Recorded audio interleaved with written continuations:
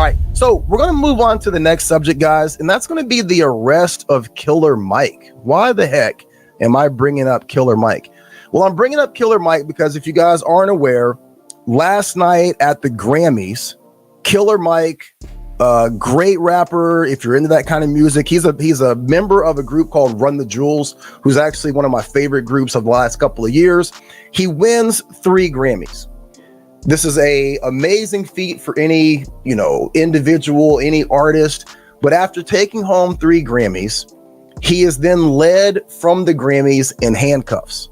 Now, the reason why I'm bringing this up to you is because the story, allegedly, is that this all stemmed from an altercation that he had with a security guard.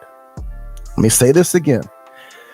The reason why the world famous rapper was arrested on the night that he accomplished his most amazing feat, reaching his goals and taking home 3 Grammys, is because he had an altercation with a security guard where allegedly he bumped the security guard or pushed the security guard.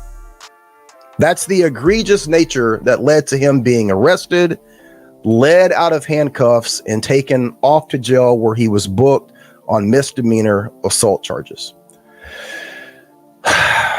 Why do I bring this up? Because again, it plays into what we're going to be talking about in terms of the policies or lack of policies with your companies. Guys, there's some things to consider for security guards. Now, I'm going to go down this road and I can already tell you what people are going to say. Some of you, because of your disdain for a certain demographic, let's just say that, you're going to say, well, if he didn't want to get arrested, he shouldn't have done it. He shouldn't have pushed the guy. He shouldn't have bumped the guy. He shouldn't have done whatever. And I will have to give you that. Because at the end of the day, if you break the law, you break the law, right? But we have to consider some things as individual security guards. Now, let's just say that everything happened the way that the alleged security guard is alleging it to have happened. He tries to stop this person from going somewhere. There's an argument and Killer Mike pushes him, right?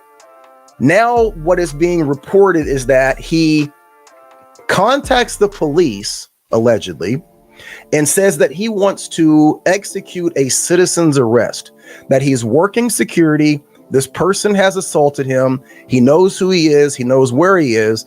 And he is within his right as a citizen, specifically working in the capacity of the venue, to make this citizen's arrest. And the police basically say, if that's what you want to do, go ahead and do it. And then we'll come and we'll take it from there. And unlike, here in Portland, the cops actually showed up. So he goes, he finds Killer Mike. He makes a citizen's arrest on Killer Mike, allegedly, and handcuffs him. And the cops show up. The cops take possession of Killer Mike and then drive him down to the local police department where he's booked.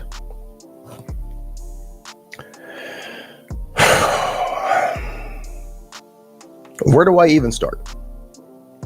Some things for you guys to consider if you're in this situation. And it doesn't have to be Killer Mike, but we're going to stick to the fact that it is, because this whole thing has now blown up into a worldwide story, right? A worldwide story. It's across every news channel. It was trending last night. I'm sure it's still trending right now. Some things to consider if you're a security guard and you're in this situation: can versus should. Now, in that moment, when you've been assaulted, can you make that arrest, that citizen's arrest? And this happens all the time with me, right? I had a situation the other day where, we're escorting someone off the property. There's no hands-on situation. This person is right at the threshold of the door, and he turns around and he throws a full can of soda, full speed, right? Full strength, right at my head. And I duck, right? He has attempted to harm me. Now, if he would have hit me in the face with this full can of soda, that would have caused great damage. I don't know that it would have killed me, but it definitely would have been a warranted assault, right? Now, in that moment, I have a split second to make a decision. He's right within the threshold of the door. He hasn't left the property yet. He's attempted to assault me. Now, I'm in close enough proximity that I could have grabbed this guy. I could have, shot for a double leg, take him down, handcuffed him, right? In that moment, I could have done that.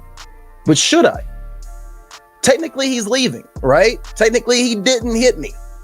And there's a lot of things that are going to come with me making that hands-on situation. If I, attempt to detain this person, call the cops, like all of the things that can come with that. And I'm not telling you guys in that situation that you shouldn't do that, but I'm telling you that my immediate thought was can versus should. Can I? Absolutely. Should I? For me, no. Get him out of the store. Get him out of the store. Okay. Now, if he would have hit me, maybe we're talking about something a little bit different. But as the security guard involved in this situation, what have you gained? What have you gained? You get the guy arrested, and this turns into a worldwide story. Now, the story is not that Killer Mike was out of line, that Killer Mike did something wrong, that he broke the law.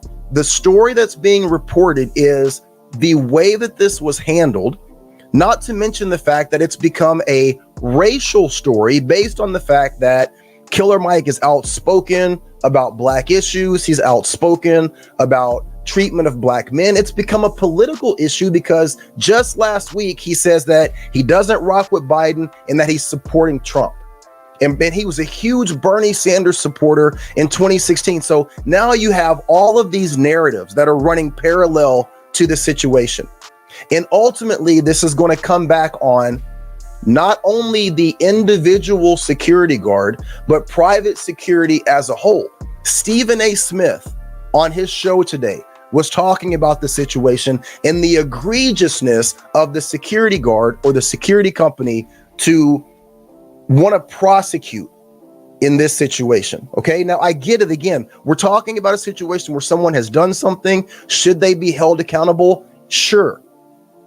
But the problem is this becoming about law and order for that security guard, or is it about your ego? And I'm asking you guys to think about that when you're in these situations. You are going to find yourself in situations where someone has done something and you have every right to move a certain way. Someone has said something to you. They've potentially put their hands on you. Maybe they've shoulder checked you. Maybe someone has spit at you or spit on you. And in those moments, you're going to have this split section where you have a choice. Can versus should. And I'm, again, not telling you guys what you should do in that moment, but I want you to think about it because every direction has a repercussion. If it's about law and order, that's one thing. But if it's about your ego, that's where you have to take a step back. That's where you have to take a step back. And why?